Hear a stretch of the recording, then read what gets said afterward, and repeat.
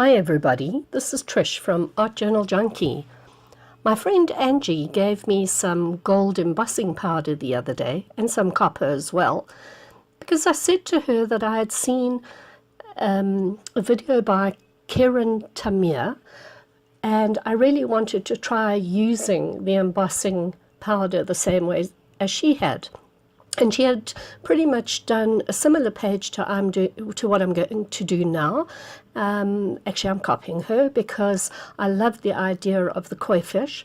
She actually went ahead and painted the koi fish. I cheated.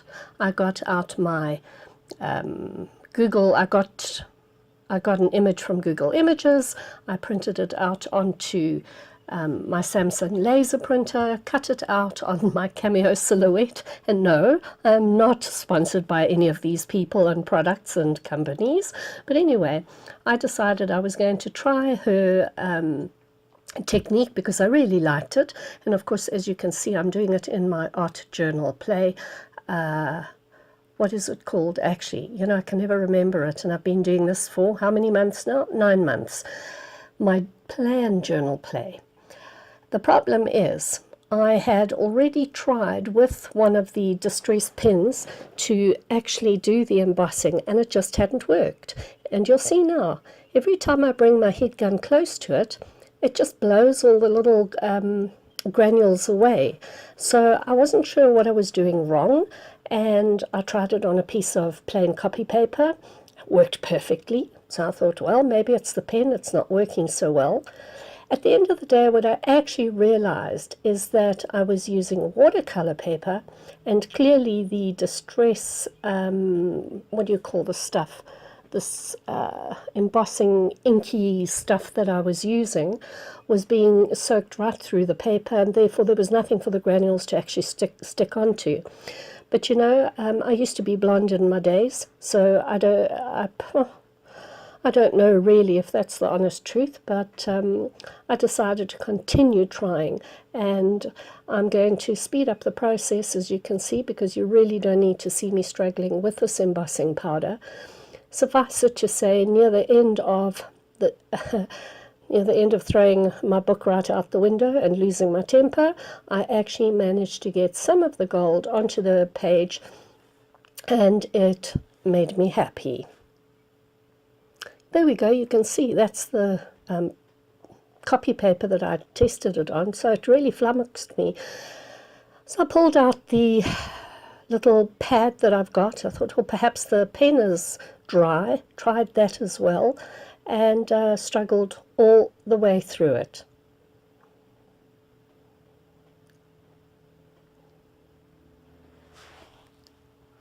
By the way, if anybody knows of a good teacher of embossing techniques, please put me onto them. Clearly, I need to be taught.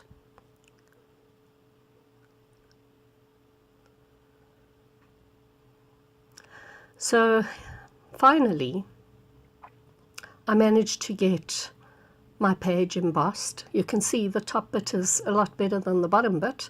Don't know why, but at any rate, I'm very happy with it. And I proceeded on then to getting out my watercolors, which I must say I love. And I brought out the Prima Tropicals, because of course this was going to have a koi fish on it. And I brought out Davenport's Brights. They really are bright, and I love the palette, especially the blues and the pinks. So this palette, of course, was right up my street. And all I did was plonked puddles of water here and there, willy-nilly added different colors of blues. If it was a little bit too wet, I mopped it up with a tissue or a paper towel. But the idea was that this embossing would create a resist, which it has done, and I really like that. So I'm going to try this technique on a bigger piece at some stage. And of course, as you know, my PlanJournalPlay is really just for playing. It's not meant to have masterpieces on these pieces of watercolor paper that I've tipped in. But I still want it to look pretty, of course, and, you know, enjoyable, that one day when I go back through my journal I can say, gee, I remember struggling with this one, or gee, look at the colors and, you know, how well they've survived over the years. Please God that I have many more years ahead of me. And yeah, just loved adding the watercolor, obviously, to this paper. It's not very good paper, I must say, but nevertheless. So one of the things that I've learned from Courtney Diaz is to just constantly add layers. You know, don't try and, with watercolors, don't try and create your perfect background in one sitting. You're not going to manage.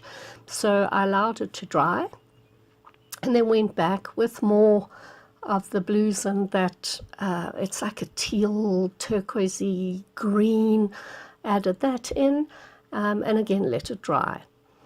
Then I decided to just finish off the edges with some ink, some permanent ink, and I must say I've taken to rounding the corners in my PlanJournalPlay, because if I don't, the edges of the corners are starting to curl over and then they get creased, and I think that's because the actual book itself is just about ready to split at the seams.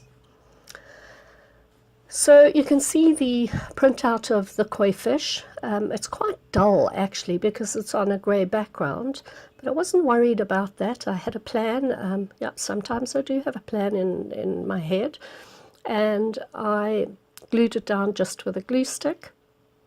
That's the one nice thing with these laser prints and on copy papers. You don't have to always use a matte medium to glue your stuff down. You can, but a glue stick's just as good as well.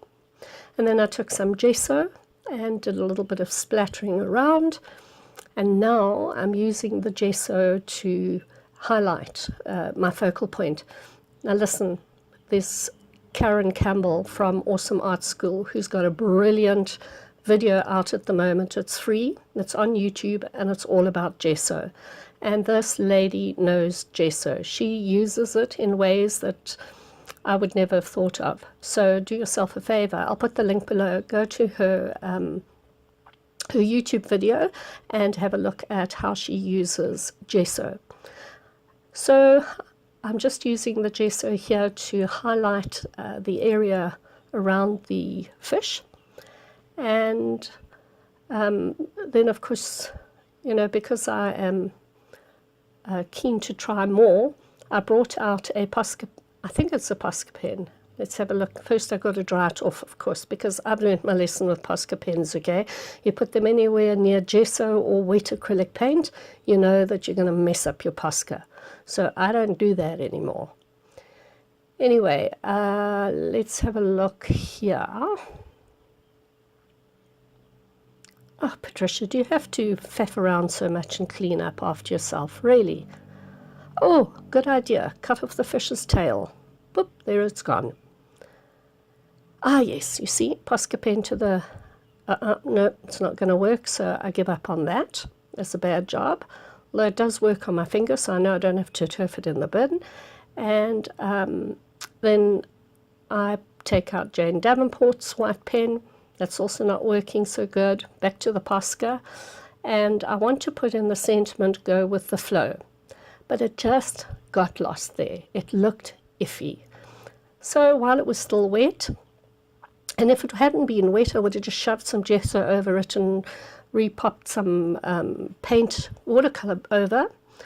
But I figured while I was thinking about how I was going to put the verbiage on, or the sentiment, I would add some gold splatters as well. And let me tell you, this Kuretake set has got the most beautiful gold. It really has. So splattered that on, and while it was drying, I went to my computer and printed out the sentiment, go with the flow. I actually, you know, I've been using my Cameo Silhouette to cut out and do offset cutouts, and I could have done that here. And I thought my cutting skills by hand are not that good, so here's the opportunity for me to keep practicing.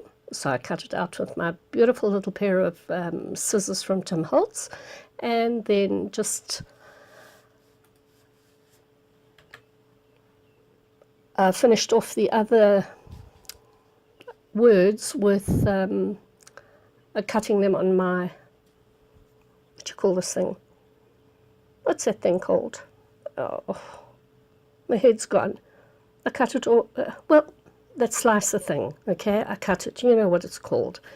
And then again out with the good old glue stick and stuck my sentiment on.